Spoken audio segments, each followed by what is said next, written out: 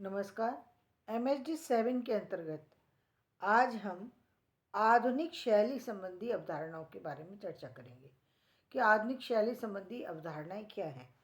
तो आधुनिक पहली बात तो ये है कि आधुनिक में जो है जो भाषा विज्ञान है उसमें चिंतन को अधिक महत्व दिया है। पहले लेखन को अधिक महत्व दिया जाता था। अब महत्वपूर्ण ये है कि उस साहित्य में जो मुख्य बात कही जा रही है वो मुख्य बात क्या है, ये महत्वपूर्ण है। तो इसलिए उसी को देखते हुए अवधारणाएं भी चेंज हुई हैं। तो उसमें 6 शैली की अवधारणाएं बनी हैं। वो कौन कौन सी हैं? पहली है शैली विचारों के आवरण के रूप में। तो उन्होंने कहा शैली जो है वो सिर्फ एक आवरण है, मतलब व्यक्ति के ऊपर जिस तरीके से व्यक्ति के गुण बोलते ही समझ में आ जाते हैं, उसी तरीके से बात को अभिव्यक्त करते ही बात की गहराई भी स्पष्ट हो जाती है।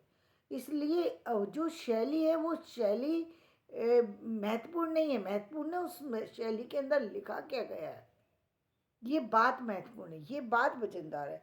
तो शैली के इसमें विचारों में चाहे कई बार बात व्यंग्यात्मक कही जाती है, कई बार साधारण शब्द में। ये बात रखने के बाद उसका प्रयोग कहाँ किया गया ये महत्वपूर्ण हो गया है, हो जाता है। जैसे 5 बज गए, इसका एक सामान्य अर्थ देखें तो 5 बज गए टाइम, और एक ये है कि 5 बज गए। आप दूसरा अर्थ ये निकाल सकते हैं कि भाई अब छुट्टी हो गई है, अब घर चलना चाहिए। ये 5 बजे जनरली ऑफिस बंद होते हैं, तो ये भी है। और एक ये है कि 5 बज गए यानी काम ओवर हो चुका। तो ये चीज़ छुपा करके कही गई बात के रूप में है। तो ये तो यहाँ पर उन्होंने एक उदाहरण दिया है। लेकिन शैली बहुत सारे विचारों को रखने की एक जो है, हम कहेंगे एक जो है वो प्लेटफॉर्म है, जहाँ पर हम बहुत सारे अपने अच्छे विचारों को बड़ी सजगता से, बड़ी सरलता से रख सकते हैं। तो शैली विचारों को में आवरण के रूप में काम करती है। दूसरा, शैली अलंकरण के रूप में। कभी कभी शैली जो है वो शैली अलंकरण रूप में, यानी अलंकारों के माध्यम से जो बात रखी जा रही है वो अलंकारों के माध्यम से, यानी व्यक्ति की अभिव्यक्ति इतनी सुंदर होती है, उसमें अलंकारों का प्रयोग कर दिया जाता है तो वो और भी सुंदर। जैसे सुंदर स्त्री है और उसको सुंदर स्त्री को और गहने पहना दीजिए तो वो और भी अधिक सुंदर लगने लगती है। इसका मतलब ये नहीं है कि आप गहनों की सुंदरता, गहने सुंदर बनाते हैं व्यक्ति को, लेकिन व्यक्ति की सुंदरता के ऊपर यदि सुंदरता आ जाए तो वो सुंदरता की बात ही क्या है। गहने वैसे गहने ऐसी चीज़ है जो आपकी बहुत सारी सी कमियां हैं उसको भी ढक सकते हैं, कभी कभी बाहरी आवरण जो है। लेकिन असली चीज़ तो, मूल बात तो ये है कि आपकी मूल रचना कैसी है, मूल बात क्या है, वो महत्वपूर्ण होता है। इसके बाद तीसरी शैली की विशेषता रखी, शैली व्यक्ति वैशिष्ट के रूप में। व्यक्ति वैशिष्ट के रूप में यानी एक व्यक्ति जो है उसका बौद्धिक स्तर कैसा है, उसका प्रयोजन कैसा है, उसके बात रखने का तरीका कैसा है, उसकी अपने चिंतन कैसा है, उसकी समझ कैसी है, उसके विचार कैसे हैं, व्यक्ति विशेष को प्रदर्शित करती है। यानी शैली ये बात कही है, ब्यूफो ने इस बात को कहा है कि शैली ही व्यक्ति है। जनरली हम ये कहते हैं कि लेखन जो है वो शैली है, लेकिन मूल बात ये है कि शैली वो व्यक्ति विशेष के विशेषताओं को भी प्रस्तुत कर देती है कि व्यक्ति का स्वभाव कैसा है। जो व्यक्ति लिखने वाला है वो शैली उसके व्यक्ति के विचारों को भी प्रदर्शित करती है, क्योंकि बात तो वही होती है। व्यक्ति अलग अलग ढंग से जब अलग अलग लोग लिखते हैं तो उन विचारों में फर्क हो जाता है। जैसे हम बात कहें कि यदि हम पंत की बात करें तो उनके लेखन को पढ़ने के बाद उनकी कोमलकांत पदावली के बारे में हम समझ सकते हैं कि उनकी पदावली जो है कोमलकांत है। और इसी तरीके से यदि हम निराला की लें तो वो ओजपूर्ण रचनाएं नजर आती हैं। और इसी तरीके से हम अन्य लोगों की लें तो अन्य लोगों की रचनाओं में हमें अलग अलग तरीके की के गुण हमें वहाँ उपलब्ध हो जाते हैं। तो शैली व्यक्ति वैशिष्ट के रूप में काम करती है, व्यक्ति की विशेषताओं को झलकाने का काम करती है। मूल बात तो सब होती है, लेकिन मूल बात व्यक्ति ने कही किस तरीके से, ये बात महत्वपूर्ण होती है। शैली प्रतिमान और विचलन के रूप में प्रतिमान, कभी कभी हम प्रतिमान का सहारा लेते हैं, कभी कभी विचलन के द्वारा शैली का जन्म होता है, जिसको हम कहते हैं उद्दीपन के द्वारा शैली का जन्म हो जाता है। प्रतिमान क्या, अब जैसे हमने कहा कलियाँ खिलखिला रही हैं, कलियाँ खिलखिला रही हैं, कलियाँ खिलखिला रही हैं यानी इसका मतलब सुबह हो गई है। कलियाँ खिलखिला रही हैं मीन्स सुबह हो चुकी है। चांद मुस्करा रहा है यानी शाम हो गई है, शाम का सुहावना मौसम हो चुका है।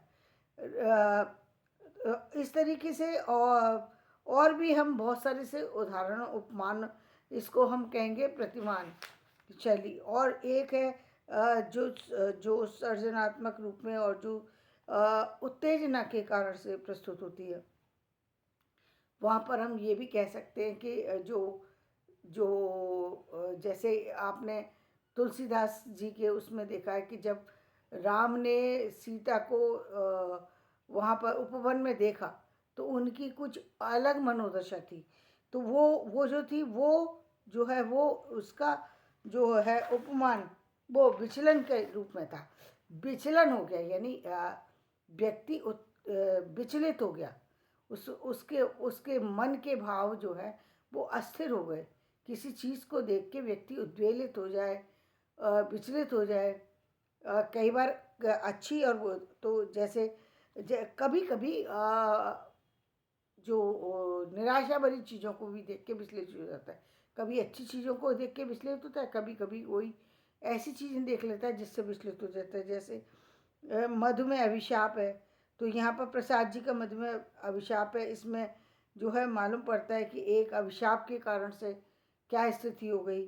और अनीत पद है केदारनाथ जी का, इस चौड़ी हवाएं जो है वो शमशेर जी का है, त्रिषित गोद लिखा है जो निराला जी का है।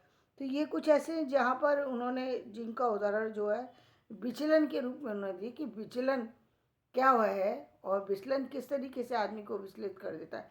जैसे मैंने प्रेम का उदाहरण, वो तो आप समझ सकते हैं, वो बहुत जगह देख सकते हैं प्रेम के उदाहरण, लेकिन जो अन्य उदाहरण हैं जिनके कारण व्यक्ति विचलित हो जाता है, कभी कभी परिस्थितियाँ ऐसी होती हैं जिसको देख करके व्यक्ति एकदम विचलित हो जाता है। तो वो परिस्थितियाँ अलग अलग भिन्न भिन्न होती हैं और उसको व्यक्त करने वाला व्यक्ति विशेष होता है। तो वो वाली बात, तो शैली चयन के रूप में, अब शैली चयन के रूप में यानी शैली शब्द वही है, लेकिन शैली में आप प्रस्तुत कैसे करेंगे, पद की शैली में करेंगे, दोहे की शैली में प्रस्तुत करेंगे, या आजकल जो है जो नवीनीकरण हो गया है जो फिल्मी है तो उसमें कुछ अलग ही हो गया है, तो वो उस तरीके से प्रस्तुत करेंगे। तो शैली लोक संगीत में प्रस्तुत करेंगे और बहुत सारे से वो है। तो शैली चयन करना वो महत्वपूर्ण है। ये हम काव्य की बात कर रहे हैं। और इसी तरीके से तो शैली में बहुत सारी सी जो भिन्नता है वो किस लिए प्रदर्शित होती है, क्योंकि हम जिस तरीके के गाने सुनते हैं, जिस तरीके की चीज़ें लिखते हैं, पढ़ते हैं, सुनते हैं, उसी तरीके का प्रभाव हमारी रचनाओं पर भी आता है। तो वो छंद हमारे लिए वो ज़्यादा हो जाता है। जैसे कबीरदास की रचनाएं देखिए तो उस समय का समाज ऐसा था जहाँ पर जाति पात का वो था, तो उनकी ज़्यादातर रचनाओं में एक तो जातिवाद मिल जाएगा, दूसरा गरीबी की बातें मिल जाएंगी जहाँ पर उन्होंने देखा कि ये सारा संसार निस्सार है। और क्योंकि बुद्ध का प्रभाव पड़ा था और उस समय के राजाओं का प्रभाव पड़ा था, उस समय की परिस्थितियों का प्रभाव पड़ा था, तो वो सारी जो चीज़ें थी वो कबीर की मानसिकता को अलग तरीके से प्रस्तुत करती हैं। जो आज हम देख रहे हैं, आज जो हम ये क्या बोलते हैं, आजकल जो नई तरीके का जो देखिए मैं नाम भूल रही हूँ, दलित साहित्य, दलित साहित्य के अंदर एक बिल्कुल अलग तरीके का साहित्य आ रहा है। वो क्या है, वो समाज से हट कर के जो उनको अलग रखा गया, उनके उन अब वो खुद लिख रहे हैं तो उनको खुद उस चीज़ का आभास हो रहा है, उस चीज़ का दर्द है उनको, तो उनकी लेखनी में एक अलग चीज़ है। और एक इसी तरीके से महिलाओं का जितना अधिक शोषण किया गया है वो समाज में अभिव्यक्ति का एक अलग तरीका है। तो ये जो जितनी शैली चयन हम कैसे करते, कैसे उस चीज़ को रख रहे हैं, महत्वपूर्ण ये है कि हम उस विधा के अंदर तुकांत में कौन सी रचना रख रहे हैं, किस तरह से प्रदर्शित कर रहे हैं, किस तरीके से हम अतुकांत में कर रहे हैं। इस समय देशभक्ति का भी बहुत ज़्यादा जोर है, लोगों के अंदर देशभक्ति भी इस समय जाग चुकी है।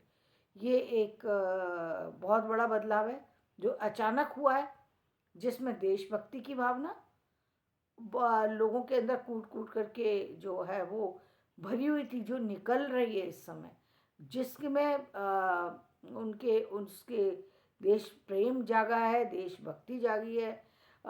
लोगों को अपने अब भारतीयता का ज्ञान हो जितना हो रहा है उतना शायद ही कभी उनको हुआ, शायद कभी हुआ होता तो वो उससे सरोकार होकर के फिर बहुत सारे अलग तरीके से देखते भारत को और अलग तरीके से सोचते।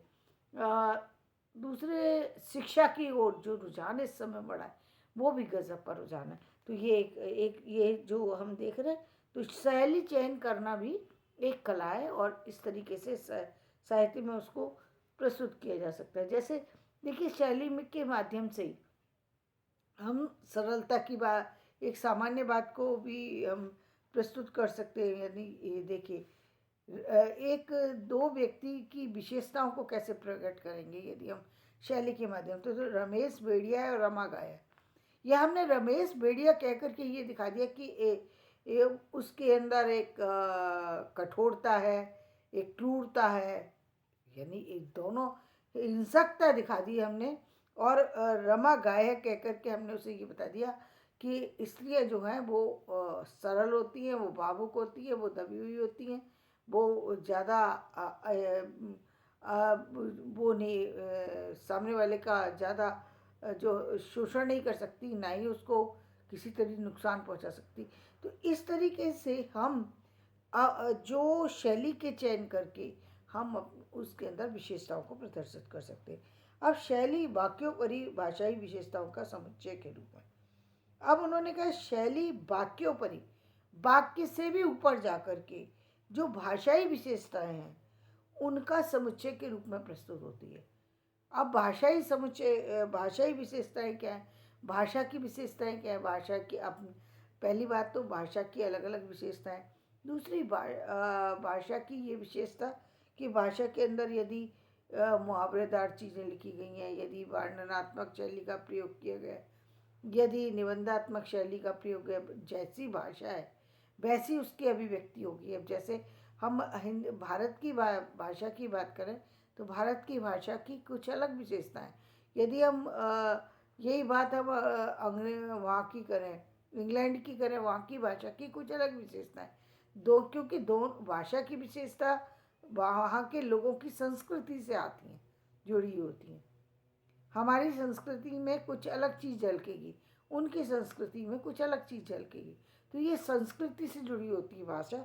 वो भाषा में जो विशेषता है वो उसी के कारण आती है और इसीलिए वो जब भाषा लिखते हैं तो उसी तरीके की रोचकता, उसी तरीके की मधुरता, उसी तरीके की कठोरता, वो सब चीज़ें आपके भाषा के रूप में, समुच्चय के रूप में जो है मिल जाएंगी। तो धन्यवाद।